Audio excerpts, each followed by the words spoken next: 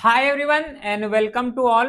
तो इस क्लास में कवर करने वाले हैं डे 4 क्लास है जिसमें से कंप्लीट प्रियम्बल टॉपिक को फिनिश करने वाले हैं। ठीक है, जो टारगेट रखे हैं कि इन 22 डेज में 22 चैप्टर्स को फिनिश करना है, तो उसके रेस्पेक्ट में आज जो है डे 4 होगा जिसमें कंप्लीट प्रियम्बल टॉपिक को डिस्कस करने वाले हैं।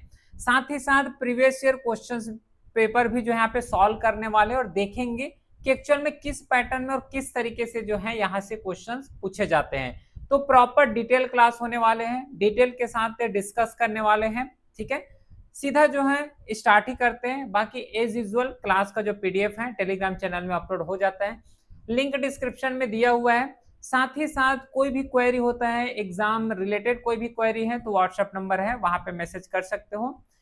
स्टार्ट करते हैं without wasting any time preamble topic को।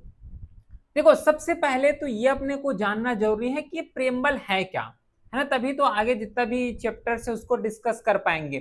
प्रियम्बल का जो सीधा मीनिंग होता है वो ये होता है कि जैसे नॉर्मल एक बुक होते हैं, बुक को जब देखोगे तो बुक के सबसे स्टार्टिंग पेज में जैसे कि इंडेक्स दिए हुए होते हैं, है ना, इंडेक्स दिए रहते हैं। वो इंडेक्स क्या बताता है? इंडेक्स तो यही बताते हैं ना कि जो प्रॉपर बुक्स हैं उस बुक में कौन कौन से चैप्टर है, पर्टिकुलर चैप्टर जो है कितने से कितने पेज नंबर तक है। सेम वैसे ही जो कॉन्स्टिट्यूशन फ्रेम किए गए थे, तो इस कॉन्स्टिट्यूशन को जब बनाए थे तो ये जो कॉन्स्टिट्यूशन है उसमें क्या चीज इंक्लूड किए गए हैं, कौन कौन से चीज को इनकॉर्पोरेट किए गए हैं, एक प्रस्तावना डिजाइन किए गए हैं, एक इंडेक्स डिजाइन किए गए हैं, उसको प्रियम्बल बोले गए हैं। उसी को यहाँ पे प्रियम्बल बोले जाते हैं। तो प्रियम्बल कुछ नहीं है, जस्ट एक यहाँ पे इंट्रोडक्शन है कि एक्चुअल में पूरा जो होल कॉन्स्टिट्यूशन है वो उसके बेस में जो है डिपेंड करेगा, दैट्स इट, और कुछ यहाँ पे नहीं है। चलो तो एक काम करते हैं, सीधा जो प्रियम्बल है उसी को रीड करते हैं। ये रहा प्रियम्बल। ये प्रियम्बल में ध्यान रखना एक एक वर्ड इंपॉर्टेंट है। प्रियम्बल चैप्टर्स अगर कवर कर रहे हैं, प्रियम्बल को अगर पढ़ रहे हैं, तो इस चीज को पढ़ना बहुत ज्यादा इंपॉर्टेंट है, क्योंकि कई बार ऐसे क्वेश्चंस पूछे गए हैं कि जो सॉरेन वर्ड सोशलिस्ट और सेकुलर इसको दे दिए रहेंगे और ये पूछेंगे कि इसमें से सबसे पहले कौन लिखा हुआ है, सॉरेन लिखा हुआ है या फिर सोशलिस्ट लिखा हुआ है या फिर सेकुलर लिखे हुए, कौन सबसे पहले आएगा, फिर बाद में, फिर जो है लास्ट में। तो इसके पैटर्न में भी क्वेश्चंस पूछे जा चुके हैं, है ना। साथ ही साथ जस्टिस हो गया, लिबर्टी हो गया, इक्वलिटी, फ्रेटर्निटी हो गया, तो इन सब के बारे में क्या होता है, इन सब चीज का मीनिंग्स क्या होते हैं, क्लियर है। जैसे कि शॉरेन यहाँ पे पढ़ते तो शॉरेन का यहाँ पे मीनिंग क्या होता है, सोशलिस्ट है तो सोशलिस्ट का मीनिंग क्या होते हैं, सेकुलर है तो सेकुलर का मीनिंग क्या होता है। तो इन सब चीज के बारे में अपने को कवर करना है। ठीक है, ये पूरा होल प्रियम्बल है, और इस क्लास में देखोगे तो बस इसी प्रियम्बल को ही पढ़ना है कि एक्चुअल में डिफरेंट डिफरेंट जो टर्म लिखे गए हैं, डिफरेंट डिफरेंट जो मीनिंग्स हैं, वो मीनिंग एक्चुअल में एक्सप्रेस क्या करना चाह रहे हैं, उन्हीं चीज को जो है डिटेल के साथ यहाँ पे कवर करने वाले हैं। क्लियर है, समझ आ गया। चलो फिर स्टार्ट करते हैं, क्या सीधा जो है स्टार्ट ही करते हैं प्रियम्बल को। प्रियम्बल का सबसे पहले अगर देखोगे तो इसमें भी कई डिबेट रहे हैं। बाकी डिबेट के बारे में प्रॉपर मैं जजमेंट के साथ बताऊंगा कि कौन से सुप्रीम कोर्ट मतलब कौन से जजमेंट में क्या बोले गए, लेकिन इसमें भी एक डिबेट आता है प्रियम्बल में। क्या डिबेट आता है कि क्या जो प्रियम्बल है ये कॉन्स्टिट्यूशन का पार्ट है या नहीं, ये सबसे ज्यादा यहाँ पे डिबेट होंगे। लॉजिकली एक सोचो कि बुक लिखा हुआ है, बुक है, तो बुक में जो इंडेक्स लिखा हुआ है वो इंडेक्स बुक का पार्ट होगा कि नहीं होगा। सेम वही कॉन्सेप्ट को यहाँ पे भी अप्लाई करके देखो, वही डिबेट यहाँ पे भी ओरिजिन हो गए कि प्रियम्बल जो है ये कॉन्स्टिट्यूशन का पार्ट होंगे कि नहीं होंगे। तो इसके बेसिस में जो है बहुत ज्यादा डिबेट देखने को मिला है। तो सबसे पहले जो प्रियम्बल है, तो प्रियम्बल इसे जो है ऑब्जेक्टिव रिजोल्यूशंस के थ्रू पास किए गए थे। अब ये मत बोलना कि ऑब्जेक्टिव रिजोल्यूशंस क्या होते हैं, इसके बारे में जो है डिटेल के साथ डिस्कस किए हैं, तो दिक्कत यहाँ पे नहीं होना चाहिए। तो ऑब्जेक्टिव रिजोल्यूशन इसे पंडित जवाहरलाल नेहरू के द्वारा ड्राफ्ट किए गए थे, है ना, जब कॉन्स्टिट्यूएंट असेंबली प्रॉपर रनिंग में आ गए थे। फर्स्ट दिसंबर में जो है 1946 में जब उसका 9 दिसंबर को फर्स्ट सिटिंग हुआ है, तो वहां ऑब्जेक्टिव रिजोल्यूशन पास नहीं किए गए थे। मैं जस्ट ये बता रहा हूँ कि 9 दिसंबर से जो है स्टार्ट हो गए थे पूरा कॉन्स्टिट्यूएंट असेंबली फंक्शन। ठीक है, तो उसी समय क्या किए गए कि ऑब्जेक्टिव रिजोल्यूशंस पास किए गए थे पंडित जवाहरलाल नेहरू के द्वारा, जिसमें से कई बातें वहां पे बोले गए थे। कई बातें बोलने का मतलब ये है कि कैसे कॉन्स्टिट्यूएंट असेंबली होंगे, कॉन्स्टिट्यूशन कैसे बनेगा, उसका फिलोसॉफी क्या रहेंगे, कौन कौन सी चीज को इंक्लूड करेंगे, तो इन हर एक चीज के बारे में वहां पे बताए थे। तो जैसे ही कॉन्स्टिट्यूशन यहाँ पे फाइनलाइज किए गए हैं, तो उसी के साथ जो विजन्स हो गया, आइडियाज हो गए, एस्पिरेशंस हो गए, इन सब को जो है हमारे जितना भी फोर्थ फादर रहे हैं, जो फाउंडिंग फादर्स रहे हैं, जो कॉन्स्टिट्यूएंट मेकर रहे हैं, वो सब डिनोट करते हैं। तो ओवरऑल अगर मैं ये समराइज करूं कि एक्चुअल में मैं क्या अभी तक बोला हूं, तो जो प्रियम्बल है, प्रियम्बल क्या शो करता है कि हमारा कॉन्स्टिट्यूशन कैसे है। और प्रियम्बल एक और चीज शो करता है कि कॉन्स्टिट्यूशंस को अगर पढ़ोगे तो हमें किसके बारे में पता चलता है, किसके बारे में पता चलता है, जितने हमारे कॉन्स्टिट्यूशन मेकर रहे हैं उसका एक विजन वहां पे पता चलता है। कैसे विजन, मैं क्लियरली इसमें जो है एक एग्जांपल के थ्रू इसको बताता हूं और अच्छे समझ आएगा। विजन्स क्या रखे गए थे कि हमारा जो नेशन होगा वो सेकुलर नेशन होंगे। तो सेकुलर वर्ड देखो यहाँ पे ऐड कर दिए। फोर्थ फादर या फिर जो मेकर रहे हैं उसका एक और यहाँ पे एम था कि इंडिया जो है सोशलिस्ट रहेंगे, तो सोशलिस्ट को इंक्लूड किए गए। सॉवरेन रहेंगे तो सॉवरेन टर्म को यहाँ पे इंक्लूड किए गए। तो बोलने का मतलब ये है कि जितना भी कॉन्स्टिट्यूएंट मेकर रहे हैं उसका जितना भी एस्पिरेशंस हो गए, आइडियाज हो गए, विजन्स हो गए, इन सब चीज को जो है इनकॉर्पोरेट करने का यहाँ पे ट्राई किए गए और इनकॉर्पोरेट एक्चुअल में किए गए थे। प्रेम्बल जो कि इन सब चीज को ही यहाँ पे बताता है। लेकिन प्रियम्बल में कुछ इंपॉर्टेंट पॉइंट्स है जिसको डिस्कस कर लेते हैं, फिर प्रियम्बल का जो 1 बाय 1 करके जो इंपॉर्टेंट वर्ड्स है जहां से क्वेश्चंस पूछे जाते हैं उन वर्ड्स की तरफ हम लोग चलेंगे। सबसे पहले तो अमेंडमेंट, देखो अभी तक के रेस्पेक्ट में अगर देखोगे तो जो प्रियम्बल है उसे जो है अभी एक ही वन टाइम बस इसको जो है अमेंड किए गए थे, जिसको मिनी कॉन्स्टिट्यूशन बोलते हैं ना, 42nd कॉन्स्टिट्यूशन अमेंडमेंट एक्ट 1973। तो ये जो 1973 जिसको हम लोग 42nd अमेंडमेंट बोलते हैं, मिनी कॉन्स्टिट्यूशन बोलते हैं, यहाँ पे ही जो है फर्स्ट टाइम इसको अमेंडमेंट किए गए थे। और अमेंडमेंट किए गए थे, टोटल 3 वर्ड इसमें इनकॉर्पोरेट किए गए थे। पहला जो वर्ड है वो है सोशलिस्ट, दूसरा वर्ड है सेकुलर और तीसरा वर्ड है इंटीग्रिटी। तो इस तरीके से जो है टोटल यहाँ पे 3 वर्ड को इंक्लूड किए गए थे। इवन जो है सीडीएस एग्जाम में जो है क्वेश्चंस पूछे जा चुके हैं कि विच of the following 3 words incorporated in the 42nd amendment 1976। तो ये 3 वर्ड को याद रखना, सोशलिस्ट है, सेकुलर है, इंटीग्रिटी है, इन 3 वर्ड को इनकॉर्पोरेट किए गए थे। बाकी इन सब का मीनिंग क्या होता है मैं आगे बताऊंगा, है ना, थोड़ा पेशेंस रखना, इन सब का मीनिंग मैं आगे बताऊंगा। लेकिन यहाँ पे कुछ लिमिटेशंस भी बताए गए थे। भाई प्रियम्बल तो यहाँ पे बना दिए हो तो उसका एडवांटेजेस भी है, लेकिन लिमिटेशंस ये है कि कहीं पे भी हमें जो है पावर के बारे में नहीं डिफाइन होता प्रियम्बल। प्रियम्बल ओनली और ओनली एक इंट्रोडक्शन पार्ट है जो जितना भी कॉन्स्टिट्यूशन मेकर रहे हैं उसका विजन्स, आइडिया और इंस्पिरेशंस को ही यहाँ पे शो करते हैं। कहीं पे भी पावर के बारे में प्रियम्बल में नहीं लिखा हुआ है, न ही ये कॉन्स्टिट्यूशन को ओवरराइड कर सकते हैं और न ही ये नॉन जस्टिसेबल होते हैं, मतलब कोर्ट में इसके अगेंस्ट नहीं जा सकते, और ये एम्बिग्युअस इन नेचर होते हैं, मतलब उतना अच्छे तरीके से इंटरप्रिटेशन नहीं किए गए हैं इसका। तो ये टोटल यहाँ पे कुछ लिमिटेशंस रहे हैं जिसके बारे में थोड़ा सा अपने को पता होना चाहिए। बाकी जो कॉन्स्टिट्यूशन डे है जो है 26 नवंबर को सेलिब्रेट करते हैं, तो नॉर्मल फैक्ट्स हैं, फैक्ट्स कवर कर सकते हो। मेन चीज जो इस क्लास में अपने को कवर करना है ना वो ये कवर करना है, पहले तो एक अमेंडमेंट कवर करना था वो कवर कर चुके हैं। अब जितना भी यहाँ पे जो टर्म लिए गए हैं, जो टर्म एक्चुअल में प्रियम्बल में इनकॉर्पोरेट किए गए हैं, इंक्लूड किए गए हैं, उन सब चीज के बारे में अपने को पढ़ना है, तब जाके जो है ये पूरा प्रियम्बल टॉपिक फिनिश होगा। सबसे पहला जो इसमें एक टर्म लिखे गए हैं वो है सोर्स ऑफ अथॉरिटी, जिसको we the people of India बोलते हैं, स्टार्टिंग में ही मेंशन किए गए हैं। देखो यहाँ पे we the people of India, इसका मतलब ये है कि जो कॉन्स्टिट्यूशन बनाए गए हैं वो पीपल के लिए बनाए गए हैं। लॉजिकल सी बात है भाई, अगर पीपल है, जनता है, तभी तो जो है कॉन्स्टिट्यूशन बनाए गए हैं, जनता के लिए ही कॉन्स्टिट्यूशन बनाए गए हैं। अगर जनता ही नहीं होंगे तो कॉन्स्टिट्यूशन अकेला क्या करेगा, ये तो लॉजिकल सी बात होता है ना, जनता है तो भी उसके लिए कॉन्स्टिट्यूशन बनाए गए हैं। ठीक है, बाकी कुछ और नेचर देखने को मिलते हैं जो स्टेट्स हैं। सबसे पहले आएगा वो है सॉवरेन। सॉवरेन का मतलब होता है कि इंडिपेंडेंट होना, मतलब जैसे कि इंडिया एक सॉवरेन नेशन है, इसका मतलब ये होता है कि इंडिया के ऊपर कोई भी अलग से देश जो है रूल नहीं कर सकता। इंडिया अपना खुद का डिसीजन खुद ले सकते हैं, खुद इलेक्टेड मेंबर यहाँ पे रिप्रेजेंट कर सकते हैं, जितना भी सोर्स ऑफ पावर होंगे वो पीपल होंगे, कोई अदर कंट्री जो है इंडिया के ऊपर प्रेशर नहीं डाल सकते। इसका मतलब होता है सॉवरेन नेशन, इंडिपेंडेंट होना। फिर एक आता है सोशलिस्ट। सोशलिस्ट का मतलब होता है जिसमें से हम लोग जो सोशल इक्वलिटी है उसको यहाँ पे प्रमोट करेंगे, आगे बताता हूँ इसको और डिटेल में। सेकुलर हो गया। सेकुलर का मतलब होता है कि जितना भी रिलीजन है, मतलब जो स्टेट होंगे, स्टेट का कोई पर्टिकुलर रिलीजन नहीं होंगे। डेमोक्रेटिक का मतलब होता है जितना भी गवर्नमेंट बनाएंगे वो पीपल के द्वारा इलेक्ट किए जाएंगे। और रिपब्लिक मतलब होता है कि इलेक्टेड गवर्नमेंट जिसमें कोई मोनार्कियल नहीं होंगे, मतलब राजा रजवाड़े वाला यहाँ पे कुछ फेनोमेना देखने को नहीं मिलेगा। ठीक है, बाकी ये तो नेचर हो गए, लेकिन इसका ऑब्जेक्टिव भी तो होगा।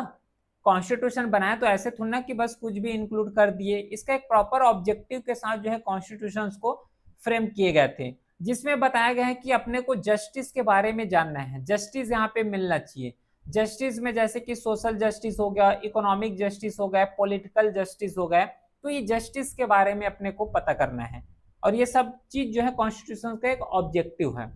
सेकेंड ऑब्जेक्टिव कॉन्स्टिट्यूशन में इनकॉर्पोरेट किए गए वो है लिबर्टी का। लिबर्टी मतलब क्या होता है कि सोचने का अपने के पास अधिकार है, एक्सप्रेस कर सकते हो, बिलीफ हो गया, फैथ हो गया, वर्शिप हो गया।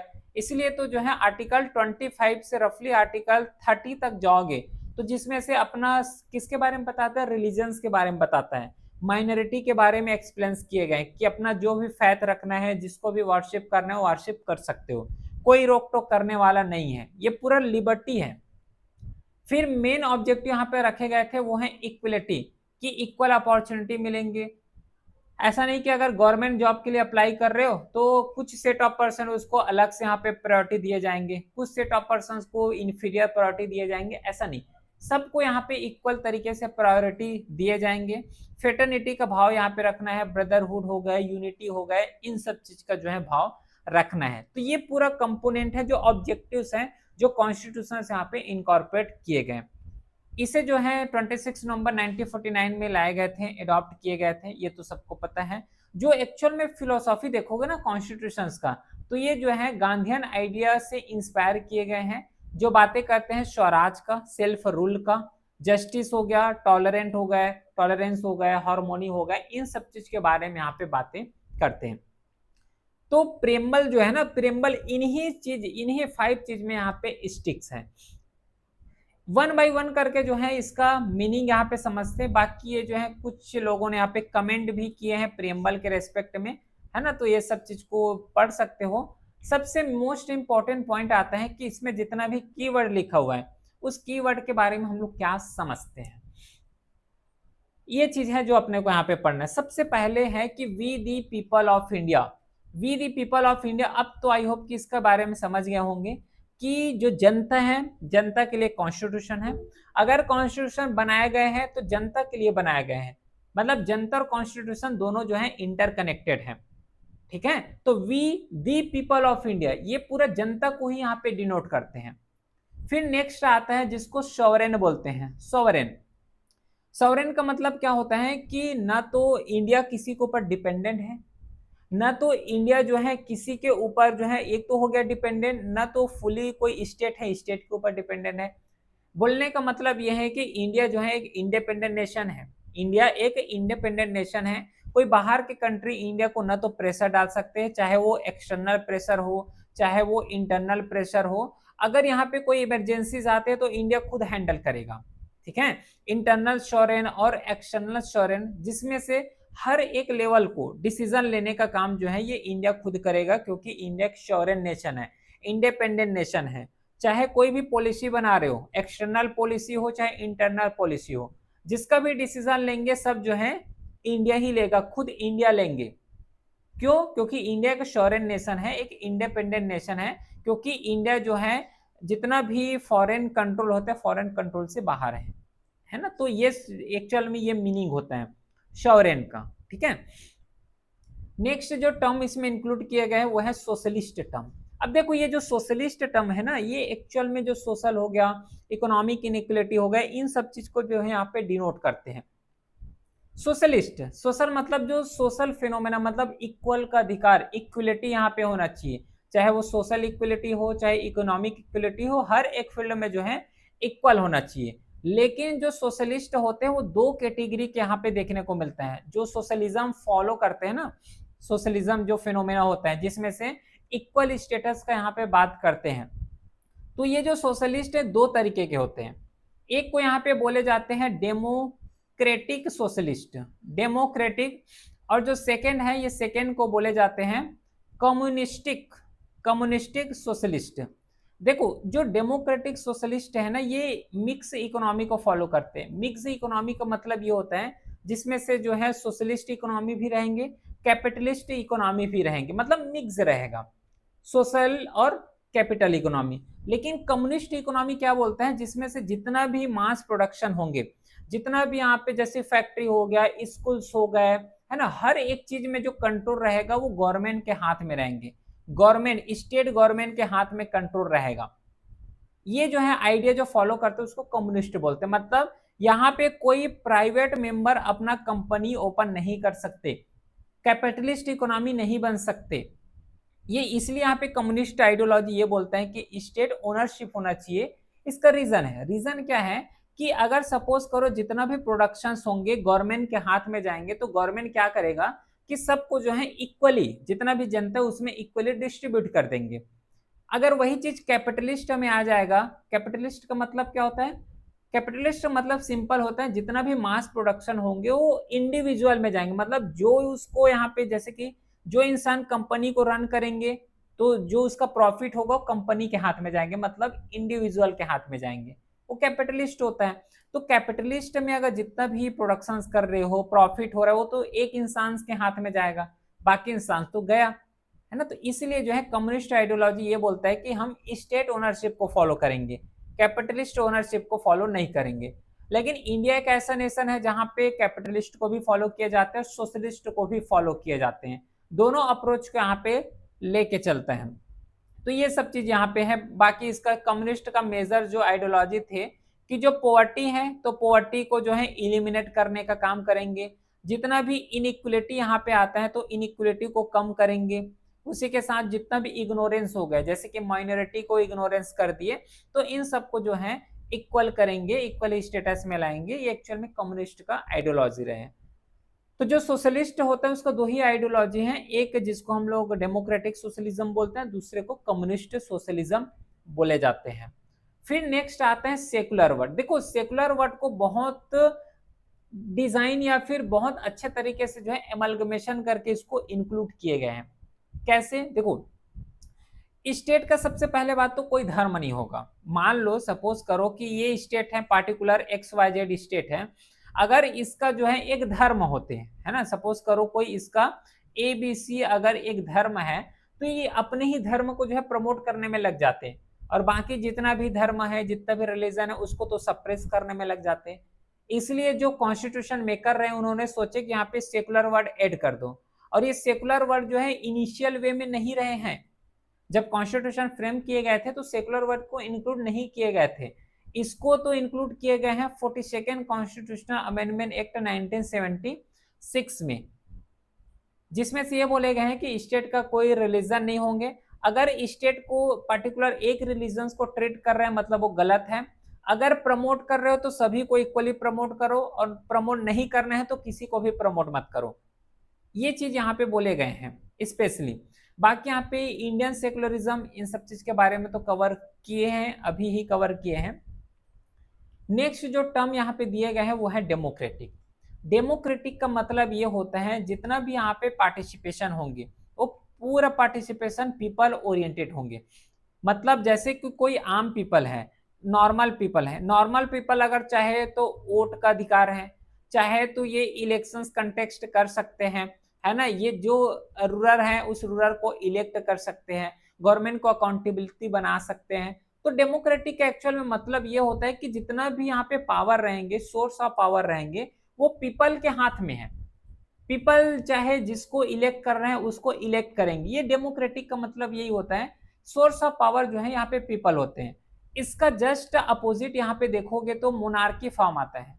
मोनार्की में क्या होता है कि जो बड़े बड़े राजा हो गए या फिर जो रिच पीपल हो गए, वही लोग जो है पूरे रूल्स एंड रेगुलेशन चला रहे हैं।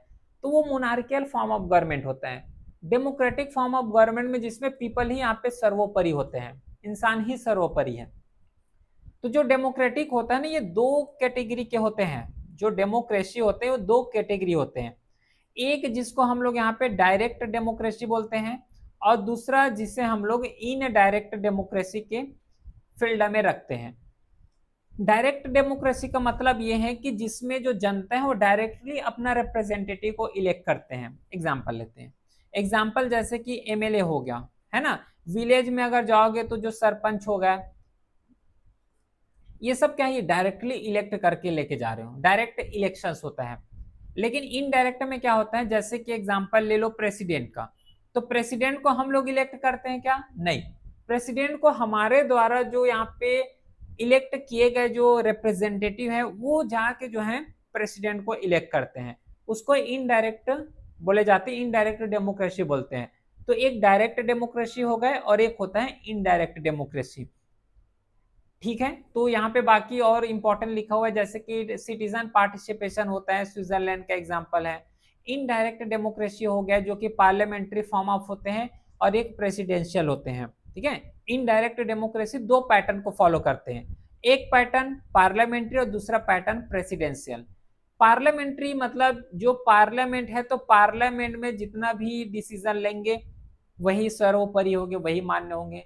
प्रेसिडेंशियल फॉर्म ऑफ गवर्नमेंट में जो मेन हेड होगा, चाहे वो स्टेट का हेड हो चाहे गवर्नमेंट का हेड हो, पूरा कंट्रोल जो है प्रेसिडेंट के हाथ में रहेंगे।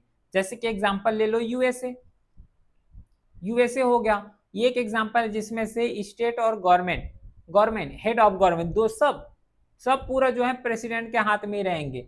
उसको प्रेसिडेंशियल फॉर्म ऑफ गवर्नमेंट बोलते हैं। पार्लियामेंट्री फॉर्म ऑफ गवर्नमेंट जिसमें से जितना भी हमारे जो इलेक्टेड रिप्रेजेंटेटिव हैं वो वहां पे जाके जो है प्रेसिडेंट हो गया या फिर स्पीकर हो गया, अदर जितना भी पोर्टफोलियो है उसको इलेक्ट किए जाते हैं। अगर स्पेसिफिकली अगर इंडिया के रेस्पेक्ट में बात करोगे तो इंडिया जो है रिप्रेजेंटेटिव पार्लियामेंट्री सिस्टम को फॉलो करते हैं। अब ये पार्लियामेंट्री सिस्टम जो कि यहाँ पे यूनिवर्सल एडल्ट फ्रेंचाइज के बेस में जाते हैं, वोट देके तो चुनते हैं ना, है ना, जिसका भी 80+ हो गया। पहले देखो ये पहले 21 रहे हैं, पहले वोट देने का अधिकार जो है 21 रहे हैं। फिर क्या हुआ, जब 61st अमेंडमेंट किए गए थे 1969 में, तो उसके बाद जो है क्या किए कि इसको 18 साल कर दिए, 18 ईयर्स कर दिए। तो यूनिवर्सल एडल्ट फ्रेंचाइज को फॉलो करते हैं। एवरी ईयर, मतलब सॉरी एवरी ईयर बोलता हूँ, एवरी 5 ईयर में जो है इलेक्शन यहाँ पे कंडक्ट किए जाते हैं। रूल को यहाँ पे फॉलो करते हैं। इंडिपेंडेंट जुडिशरी है, कहीं पे भी अपने को डिस्क्रिमिनेशन देखने को नहीं मिलता, जो कि एक बहुत ज्यादा खूबसूरती बताता है पार्लियामेंट्री फॉर्म ऑफ गवर्नमेंट का। ठीक है, बाकी ये तो लिखा हुआ है, प्रैक्टिकली तो सब अलग ही चलता है, ये तो सबको पता है। तो इंडियन डेमोक्रेसी ये हो गया जो कि पार्लियामेंटेरियन फॉर्म ऑफ गवर्नमेंट को रिप्रेजेंट करते हैं।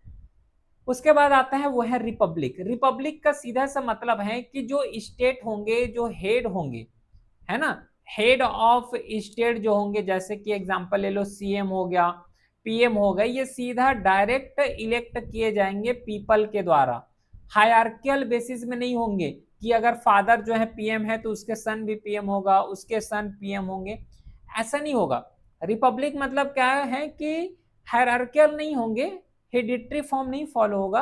हर साल जो है एवरी 5 ईयर में जो है उसको इलेक्ट किए जाएंगे पीपल के द्वारा। इसको यहाँ पे जैसे कि इंडियन में जो है प्रेसिडेंट इलेक्ट इनडायरेक्ट करते हैं, इसके बारे में तो डिस्कस किए हैं, जो 5 ईयर्स के लिए इसको इलेक्ट करते हैं। इसका जो रिपब्लिक है मेन बस इसका याद रखना कि हेड ऑफ स्टेट जो होता है वो इलेक्ट किए जाते हैं, कोई हेडिटरी फॉलो नहीं करते इस केस में। नेक्स्ट जो टर्म आता है वो है जस्टिस का। अब देखो ये जो जस्टिस है ना, जस्टिस मतलब क्या होता है कि चाहे रिच हो, चाहे पीपल हो, चाहे पॉलिटिकल पार्टी हो, कुछ भी हो, उससे मतलब नहीं है। जो कॉन्स्टिट्यूशन में जो पनिशमेंट लिखा हुआ है, जो फाइन लिखा हुआ है, वो फाइन इम्पोज होगा ही होगा, कुछ भी हो, चाहे रिच पीपल हो चाहे पुअर पीपल हो, उससे कोई मतलब नहीं है। जो रूल्स हैं वो रूल्स रहेगा। जो जस्टिस में लिखा हुआ है, जो पनिशमेंट लिखा हो, पनिशमेंट मिलेगा ही मिलेगा। इसको यहाँ पे जस्टिस बोले जाते हैं, जो कि यहाँ पे फेयर जस्टिस हो गया, इक्वल हो गया, बैलेंस ट्रीटमेंट हो गया, इन सब चीज को डिफाइन करता है। इसको रशियन रिवॉल्यूशन जब हुआ था ना, रशियन रिवॉल्यूशन, वहां से इंस्पायर किए गए। अब ये भी कई तरीके के होते हैं, जैसे कि एक जो पैटर्न फॉलो करता है वो है सोशल जस्टिस। सोशल जस्टिस में क्या होता है, जैसे कि अपलिफ्टमेंट का बात करते हैं। अपलिफ्टमेंट जैसे कि ओबीसी हो गया, एससी हो गए, है ना, एसटी हो गए, वुमेन हो गए, इसको अपलिफ्टमेंट का बात करते हैं। डिस्क्रिमिनेशंस यहाँ पे नहीं होना है, चाहे जेंडर के बेसिस हो गया, रिलीजन के बेस हो गए, कास्ट के बेस हो गए, इसमें जो है डिस्क्रिमिनेशन अपने को नहीं करना है। ये सोसाइटल जस्टिस के बारे में बताता है। सेकेंड जो आएगा उसको इकोनॉमिक जस्टिस बोलते हैं। जो इकोनॉमिक जस्टिस है ये बताते हैं कि अपने को इनइक्वलिटी यहाँ पे नहीं होना चाहिए बेसिस ऑफ इनकम। मतलब क्या कि गरीब और अमीर में यहाँ पे डिवाइड नहीं होना चाहिए, जो कि एक इकोनॉमिक जस्टिस को बताता है। उसके साथ पॉलिटिकल जस्टिस हो गया कि कोई भी इंडिविजुअल अगर चाहे तो पॉलिटिकली पार्टिसिपेट कर सकते हैं, पब्लिक ऑफिसेज में इक्वल एक्सेस ले सकते हैं। ये पूरा जो है जस्टिस के बारे में ही बताते हैं। ठीक है, सोशल जस्टिस हो गया, इकोनॉमिकल जस्टिस हो गया, पॉलिटिकल जस्टिस हो गया, ये सब चीज। इसके बाद आएगा वो नेक्स्ट टर्म है, वो है लिबर्टी का। अब देखो लिबर्टी का सिंपल सा मीनिंग होता है कि एक्चुअल में अपने को जो है कैसे करना है। लिबर्टी, लिबर्टी का सिंपल सा मीनिंग यहाँ पे समझो फ्रीडम, दैट्स इट। सिंपल सा मीनिंग होता है फ्रीडम। ठीक है, कि कोई भी चीज करो, कुछ भी चीज कर सकते हो, उसमें फ्रीडम है। लेकिन ऐसा नहीं कि फ्रीडम है बोल के सीधा रात को 1 बजे 2 बजे सीधा डीजे बजा रहे हो, तो सामने वाले का भी लिबर्टी का तो वायलेशन हो रहा है ना। फ्रीडम मिला है नो डाउट, यहाँ पे abstained of absence of restrain on individual activity, या फिर फ्रीडम ऑफ चॉइस है, फ्रीडम ऑफ एक्शंस हो गए, पर्सनालिटी डेवलपमेंट हो गए, ये सब जो है फ्रीडम अपने को मिला है। और इसको इंस्पायर किए गए फ्रेंच रिवॉल्यूशन से, है ना। बाकी ये सब तो लिखा हुआ है, जैसे कि बिलीफ का फ्रीडम है, एक्सप्रेस का फ्रीडम है, थॉट का फ्रीडम है ना, फेथ हो गया, वार्शिप हो गए, इन सब चीज का फ्रीडम यहाँ पे दिए गए हैं। अब ये भी दो तरीके के होते हैं, अभी बताया ना रात को 1 बजे डीजे वाला कॉन्सेप्ट। देखो जो लिबर्टी होता है एक्चुअल में दो कैटेगरी के होते हैं। एक होता है जिसको हम लोग निगेटिव लिबर्टी बोलते हैं, और दूसरे को यहाँ पे बोले जाते हैं वह है पॉजिटिव लिबर्टी। निगेटिव लिबर्टी क्या है भाई, अगर 1 बजे रात को डीजे बजाओगे तो ठीक है, अपने लिबर्टी दिए हुए है ना, हम फ्रीडम है कि हम 1 बजे डीजे बजा सकते हैं। लेकिन व्हाट अबाउट अदर लिबर्टी, बाकी का लिबर्टी क्या है कि शांति से सो सके, तो वहां पे तो उसका वायलेशन होगा, तो उसको यहाँ पे निगेटिव लिबर्टी बोले जाते हैं। ठीक है, और एक और यहाँ पे बोल सकते हो जिसमें कोई भी इंटरफेरेंस ना हो, उसको यहाँ पे निगेटिव लिबर्टी बोलते हैं। पॉजिटिव लिबर्टी का मतलब होता है कि फ्रीडम तो मिलेगा, लेकिन फ्रीडम से अपने को कुछ एडवांसमेंट होंगे, गोल को अचीव करने में होगा, एक टर्म यहाँ पे एडवांसमेंट होंगे, इसको पॉजिटिव लिबर्टी बोलते हैं। आई होप समझ आया होगा टाइप्स ऑफ लिबर्टी को। फिर इक्वलिटी हो गया, ये सब चीज के बारे में तो अभी पढ़ भी चुके हैं। इक्वलिटी मतलब यहाँ पे कोई स्पेशल प्रिविलेज नहीं, सब चीज को इक्वल यहाँ पे भाव दिए जाएंगे। फेटर्निटी हो गया, फेटर्निटी जिसे डॉक्टर B.R. अम्बेडकर के बाद उसके रेस्पेक्ट में दिए गए हैं, जो नॉर्मली यहाँ पे भाईचारे का ही बात करते हैं।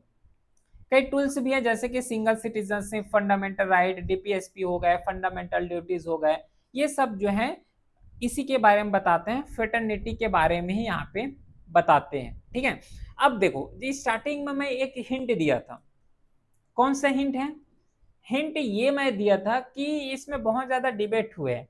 डिबेट इस चीज को लेके हुए हैं कि जो प्रियम्बल है ये कॉन्स्टिट्यूशन का पार्ट है या नहीं, इस चीज को लेके ना बहुत ज्यादा यहाँ पे डिबेट हुए। तो ध्यान रखना, सबसे पहले इसके रेस्पेक्ट में एक केस आया था, बेरूबरी यूनियन केस 1960 में। इसमें क्या बताया गया है, इसमें ये बोले गए हैं कि प्रियम्बल जो है एक जनरल पर्पस को ही यहाँ पे शो करते हैं, एक जनरल पर्पस को शो करते हैं। और जब फाइनल इसका जब डिसीजन आया ना, तो ये बोले कि प्रियम्बल जो है कॉन्स्टिट्यूशन का पार्ट नहीं है, ये बोले हैं बेरूबरी यूनियन केस में।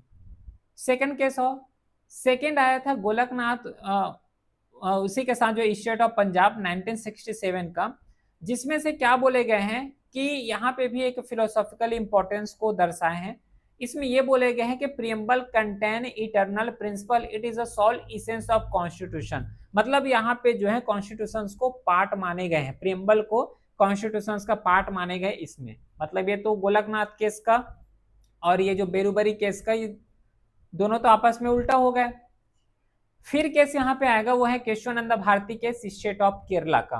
इसमें क्या बोले गए हैं कि प्रियम्बल जो है पार्ट है कॉन्स्टिट्यूशन का, बेरुबरी केस को सीधा यहाँ पे उलट दिए गए, और इसमें ये बोले गए हैं कि केशवानंद भारती केस में कि प्रियम्बल जो है पार्ट है, और उसी के साथ इसी केस के थ्रू एक यहाँ पे बेसिक स्ट्रक्चर का प्रोफाउंड कर दिए, बेसिक स्ट्रक्चर का कॉन्सेप्ट यहाँ पे ओरिजिनेट कर दिए। क्लियर है? अब बेसिक स्ट्रक्चर क्या होता है कल के क्लास में ही डिस्कस किए हैं।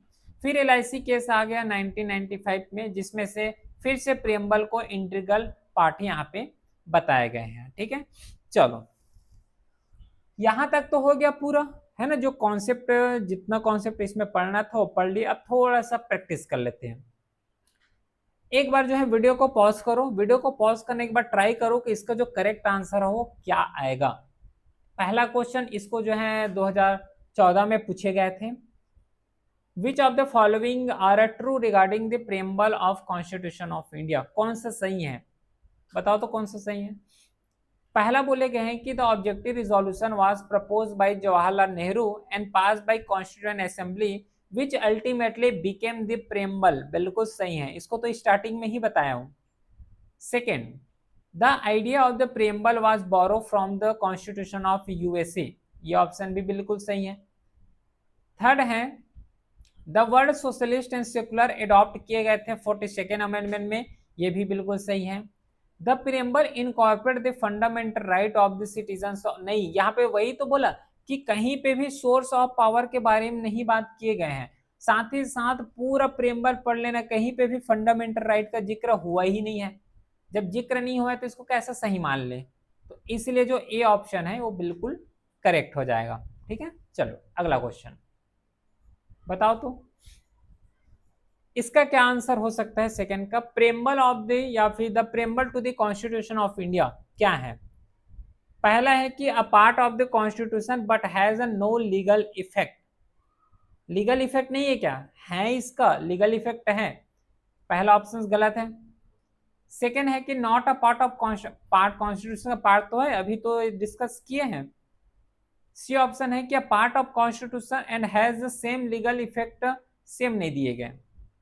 डी ऑप्शन है क्या part of constitution but has a no legal effect independently of other part. Independently नहीं है क्योंकि ये जो है कॉन्स्टिट्यूशन का इंटीग्रल पार्ट इसको कंसीडर किए जाते हैं, इसलिए जो है डी ऑप्शन बिल्कुल करेक्ट हो जाएगा। 31st क्वेश्चन, चलो इसको बताओ तो करेक्ट आंसर क्या होगा इसका।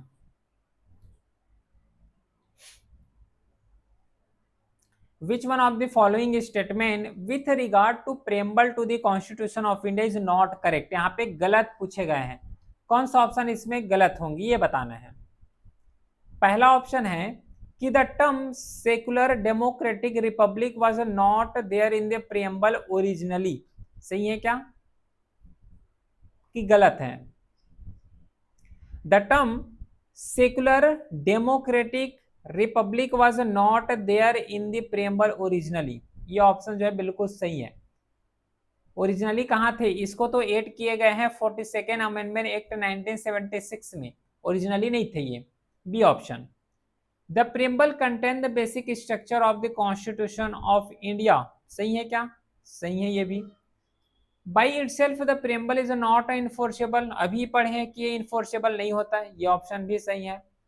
डी ऑप्शन है कि the supreme court has held that preamble can not be consider as a aid to the legal interpretation of the constitution where the language is ambiguous. ये गलत है, यहाँ पे गलत पूछे गए हैं, तो डी ऑप्शन इसमें बिल्कुल करेक्ट हो जाएगा। चलो तो ये तो हो गया पूरा डे 4, जिसमें से कंप्लीट प्रियम्बल टॉपिक को डिटेल के साथ डिस्कस किए हैं।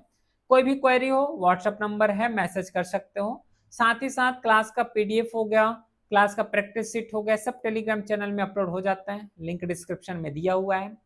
फिर मिलते हैं नेक्स्ट क्लास में, तब तक के लिए thank you, well done, have a great day.